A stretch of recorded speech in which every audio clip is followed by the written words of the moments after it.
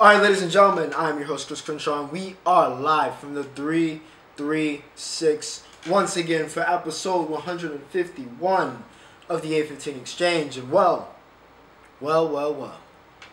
Back from Atlanta, which is where I was the past week. Most of it was for business. Shout out to Skills USA. But we also got to see some cool stuff, of course, in the city of Atlanta. Got to visit the College Football Hall of Fame for the first time, so probably pop up maybe the Heisman and Caleb Williams' thing. That's probably what I popped up, or maybe the national championship, one of the two. Anyways, got to see that. Really cool experience. Ran the television video production, or helped run it, should I say. Kids were great. It was a great experience. Food could have been better, but you know what? Overall, wasn't too bad. Get to be in the ATL, get to travel, because as you know, I love to do so. But we are back, and we are back with another week. No NBA. That's a lie. There's an NBA draft. No NHL. Semi-lie. We have the NHL draft coming up.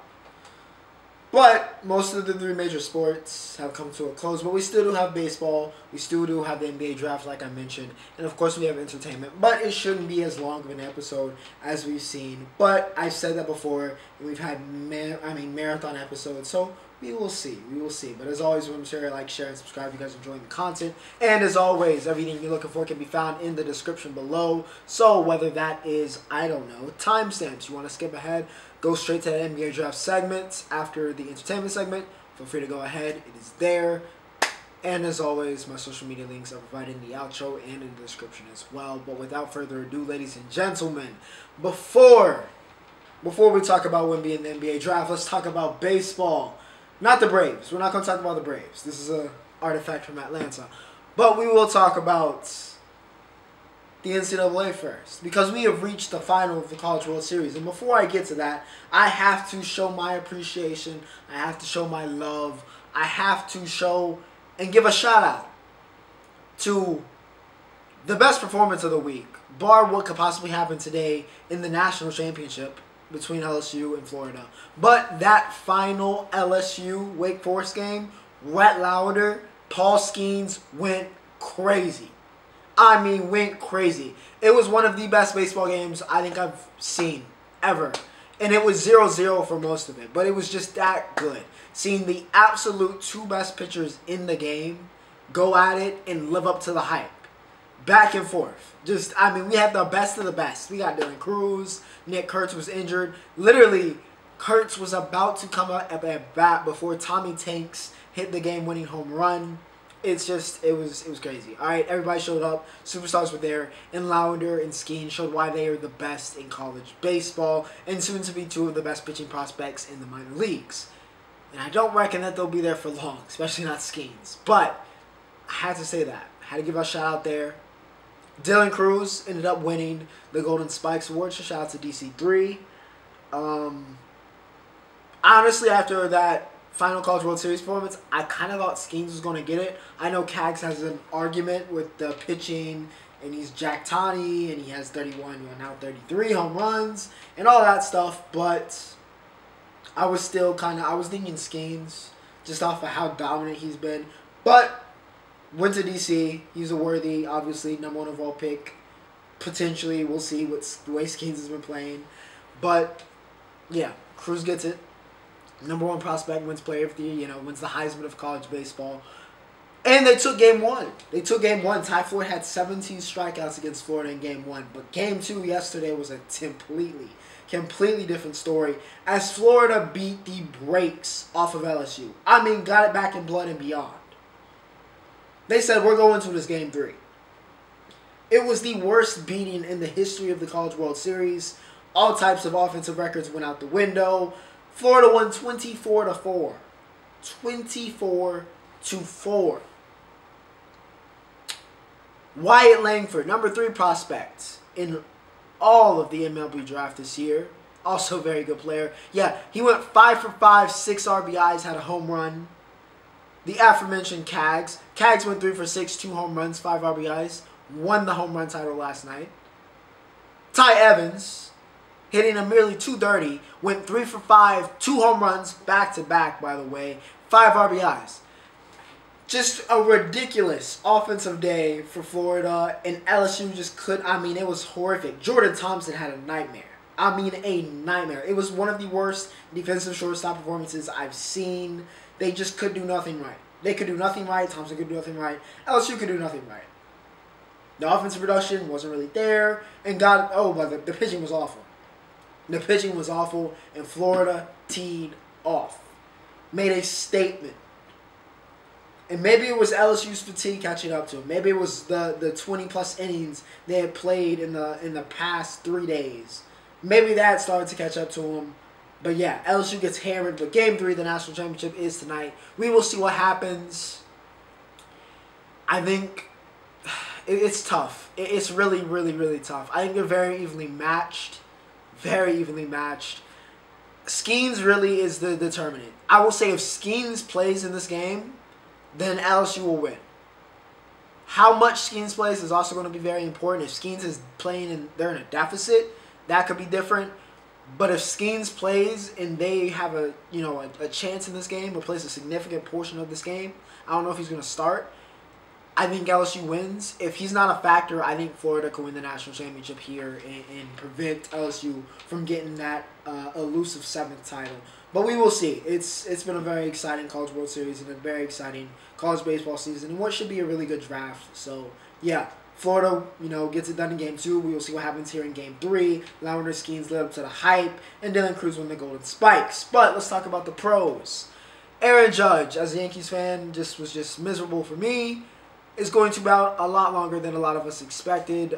That toe sprain is apparently a tear, which, a sprain is a tear, but apparently it's a significant tear, and he's going to be out for a very long time. We don't know how long. Could be the whole season. Could be a couple weeks. Nobody really knows. There's a lot of uncertainty in the AL East. It's too much of the AL Beast for us to be kind of sitting here, and we are just not the same team without our captain. So, yeah, wishing Judge good health, but it is not a great time to be a Yankees fan. It is a great time to be a Cincinnati Reds fan because not only are they on a massive winning streak, but Elly De La Cruz is now the number 2 prospect in all of baseball. He will graduate soon, so it doesn't really matter. But he is also the most exciting player, arguably, in the majors. He just hit for the cycle in his 15th game. He's been doing everything. He is the most exciting player probably right now in the game. The speed, the size, the power, the hitting, the glove, everything. Has all of it. Okay? The name, Elly De La Cruz, is elite. Alright? Everything is elite about him. He is the most exciting player in baseball currently, and he's a rookie. Unfortunately, Corbin Carroll is doing numbers in Arizona right now, so I don't know if Ellie's going to catch him in Rookie of the Year. But boy, oh boy, has this rookie class delivered. Him, Yuri Perez in Miami. We're about to talk about another Miami player. I actually had in my notes, but yeah, Yuri Perez won Pitcher of the Month as a rookie. He's at like a 1.39 ERA, looking very Jose Fernandez-esque. Shouts to Jose, rest in peace. But yeah, it's been a great year for rookies. Elly, Corbin, Yuri, they've been great. Providing a lot of excitement. This youth movement continues. It rolls on. In the MLB, and you love to see it. Luis Arias is hitting .399 because he went 1 for 4, but he'll probably be hitting .400 by today. It's ridiculous. He had a very high hit total. I remember seeing him coming through the minors, but I didn't expect .400. He's hitting like he's Tony Gwynn.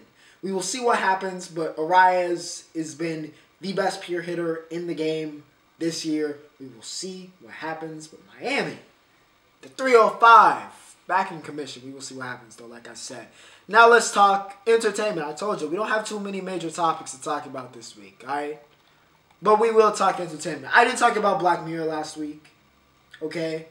But Jonas Bad and Locke, whatever that was, those were my 2 Locke. I cannot remember the name of it. But the Locke one, the one, those were my 2 favorites. Those were the 2 best, I think, of the season. The last episode was kind of strange. I'm not going to lie. It was very strange. Felt kind of not as Black Mirror-ish, which doesn't always have to be about tech, but yeah, just briefly talking about that. But Black Mirror was good. But we're not talking about Black Mirror this week. We're talking about Secret Invasion. Episode 1 came out this week. Spoiler alerts, as always, on all of this. If you did not know, now you know. So go away if you gotta go. because I'm about to get spoilery.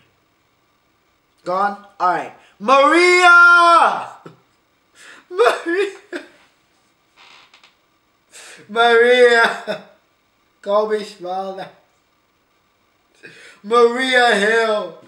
They done killed my dog. They done killed my dog, Maria. Oh, man. I mean, we had to know. She wasn't in, like, the main, like, credits. So it's just like, oh, Kobe Smulders is here. I wonder what's going to happen. She died in the first episode. What a bang to start this off with. I mean, what a bang to start this season off with. I'm intrigued. I know a lot of people were like, eh. Which, you know, everybody keeps talking about superhero fatigue. But I don't really think there's any superhero fatigue. I think it's just you're not making good superhero movies. If you make good superhero movies, there's not a problem. It's just the movies have been so-so or not very good lately, so there's superhero fatigue. If you make good stuff, then there won't be any fatigue. But nonetheless, I like this first episode. Gavik looks like a very, very ruthless villain. We will see where he lands in the all-time Marvel villains. Gia, or Gaia, has gone to the dark side. We will see what happens there. But Talos still kicking around.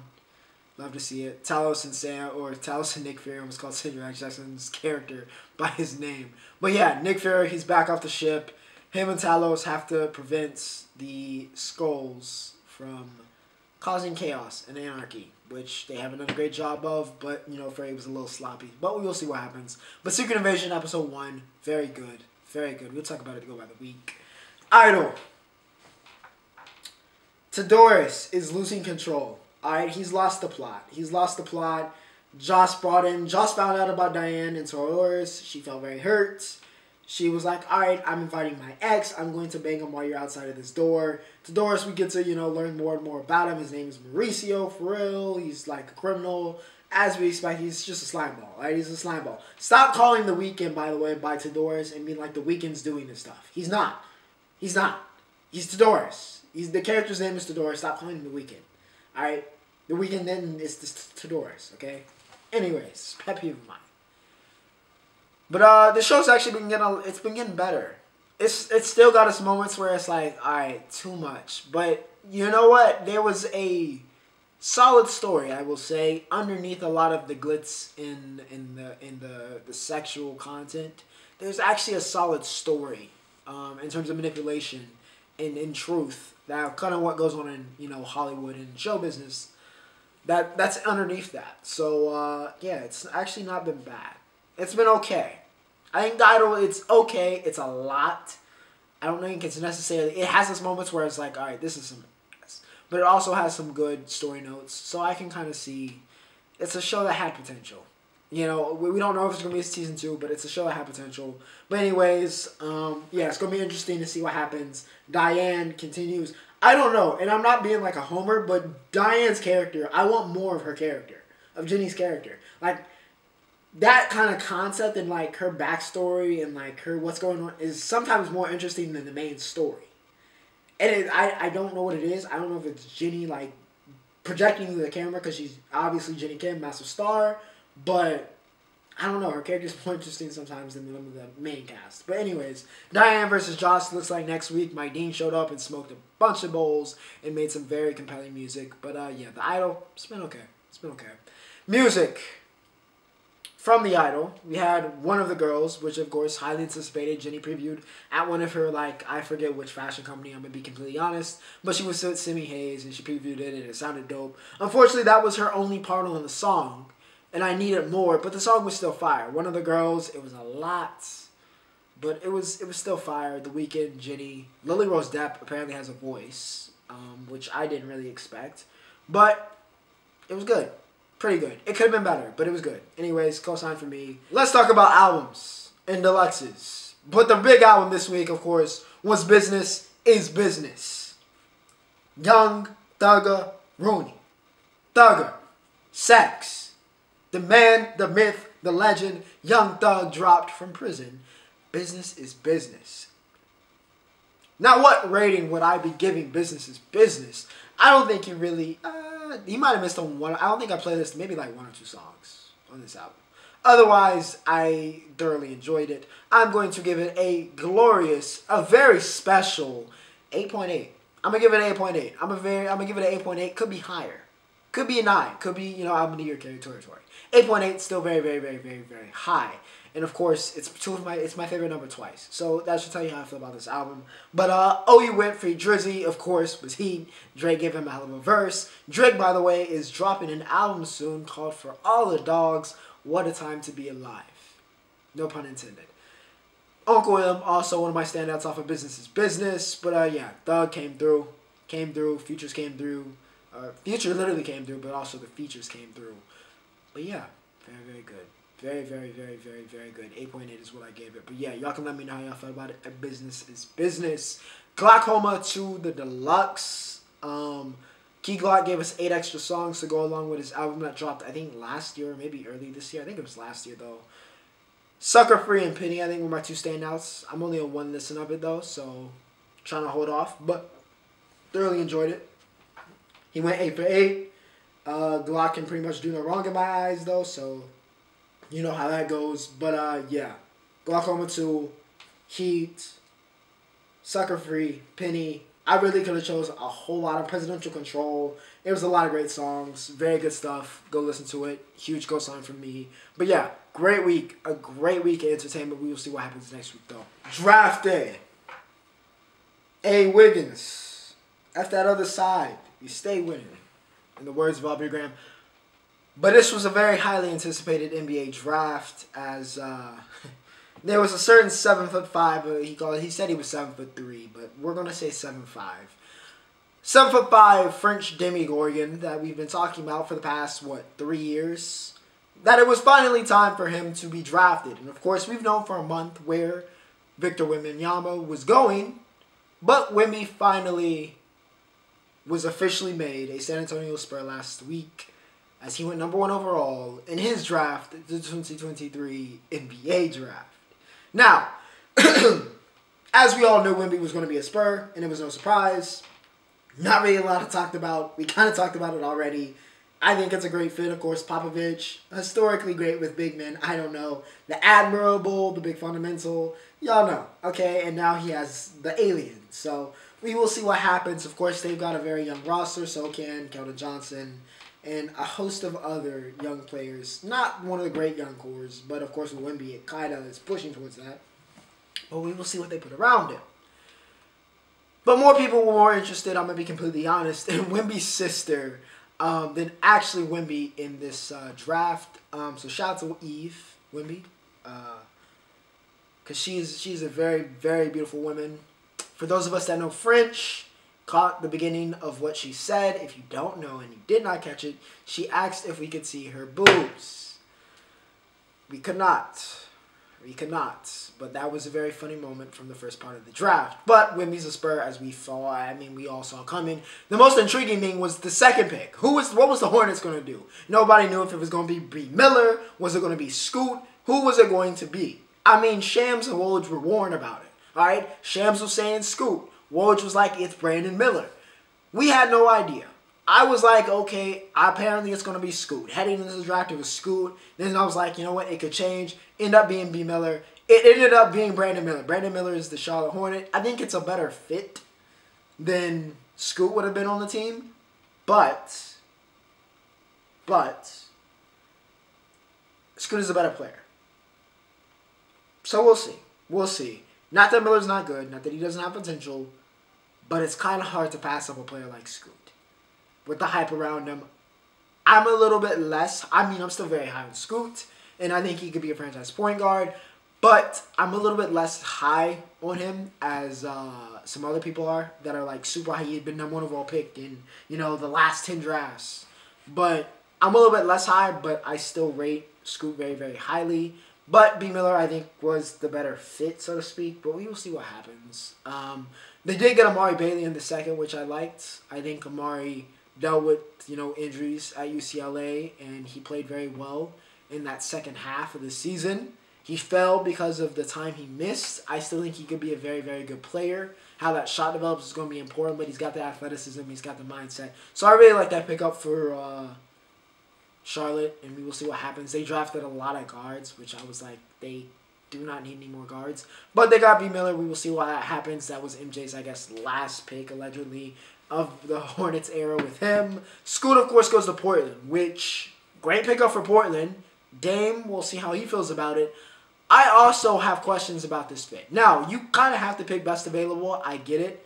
You got to pick Scoot in that situation, I guess, if you're Portland, if you're not going to trade. But I kind of question the fit. You have Damian Lillard. You have Anthony Simmons. And you have Shaedon Sharpe. Now, Scoot and Sharpe sounds like an incredible backcourt of the future. But Simons is also very, very young, and you invested a lot into him. You also have, I don't know, Damian Lillard. So I don't know how this is going to work unless somebody's getting traded. So I don't know how this is going to work with those four. Who's going to come off the bench? How are you splitting up time? Because you can't play them all. You can't play 4 guards. That'd be insane. You can't even play 3 of them at the same time. So I don't know. I don't know how it's going to work, but it's going to be very interesting. Either way, Portland has a bright future. The Twins went 4th and 5th. Amon went to the Rockets. He joins Cam Whitmer, who took a massive slide. So in turn, the Houston Rockets got both of the players that were projected to them at number 4. Good draft by Houston. Now that means the Rockets and, of course, the Pistons, who got Asar, have, again, still 2 of the best young cores in the league. Of course, the Rockets with JG, Sengun, Amon, Whitmore, Jagup, KPJ if you want to include him, Jabari Smith Jr., Tari Eason, just a lot of great young talents. The Pistons, of course, it's headlined by Cade, Jaden Ivey, now Asar Thompson, Jalen Duren, James Wiseman. So, a lot of young talent between those, I always remarked that Cade and Jalen draft was going to be very important. It's looking like it's going to be very important. Because both of those teams kind of feel like OKC did a feel 2 years ago where it was like, man, they got a lot of young talent. I wonder what it'll look like when they start to put it together. So, yeah, we will see what happens there. Wemby, however, was the great agent of the week. Somehow got Bilal Coulibaly drafted 7th. Not that Bilal can't be good, but he is a project. He is a project. But boy, oh boy, did Wemby put on for his boy, who went from undrafted to start the year to 7th overall. And a lot of it was due to Victor, to be completely honest. But congrats to Bilal. College production means little to nothing in the draft, unfortunately, because Oscar Schwebe, Drew Timme, and Adama Sanago all went undrafted. Of course, they got picked up, as undrafted free agents. But 2 of 3, actually, of the marquee players in college basketball the past couple years all got undrafted. Schwebe, National Player of the Year. Rebounding machine, which I think will translate very well. By the way, I want to say that. I think how good he is as a rebounder is going to make him very valuable in the... I don't know if his shot will develop. I don't know if, the offensive game. But I think him simply as a rebounder will translate very well. Timme, who, of course, has been one of the big superstars of college basketball with his character and his dominance at Gonzaga as the face of that program. He also goes undrafted. Sanago, who was most outstanding player in the Final Four, also went undrafted. So, yeah. Basically, if you're not a stretch big man, you are cooked, okay? You are cooked nowadays. But, yeah, we will see what happens in their careers if they were going to be great undrafted talents, and we wonder why they went undrafted. CP3, of course, one of the big trades of the week. CP3 goes to Golden State. I don't know how it's going to work unless...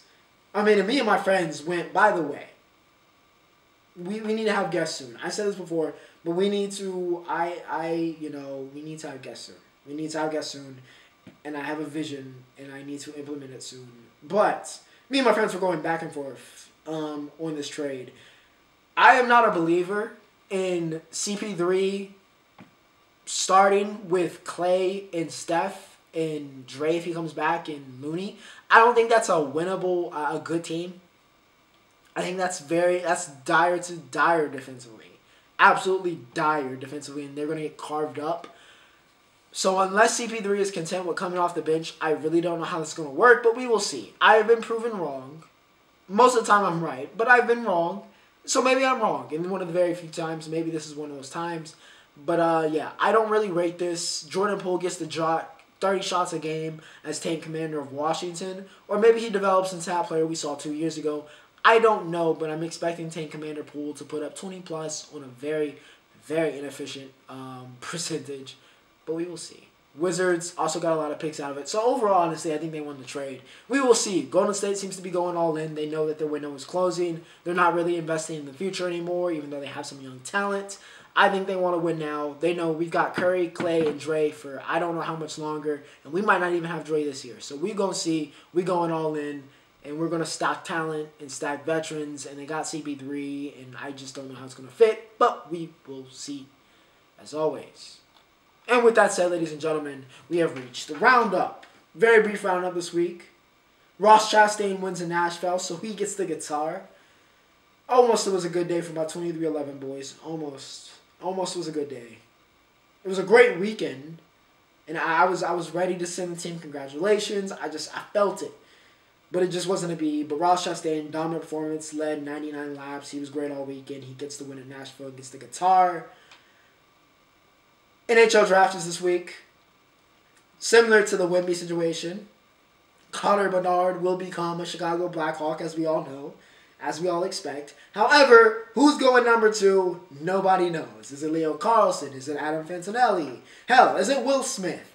Matvey Mechkov is probably the second best prospect, as we've been saying for many, many years, in this draft. But nobody knows who's going to pick him, where he's going to go, because of the situation with Russia.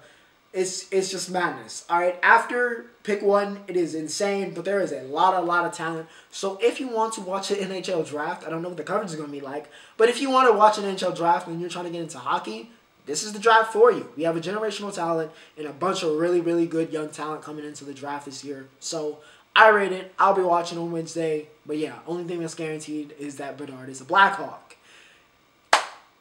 Inter Miami is basically becoming FC Barcelona's retirement home as they went and got Sergio Busquets because we're giving Messi all of his friends. By the way, Messi has been having a ball in Argentina facing his old teams and just kind of scoring for fun and being treated like the god that he is.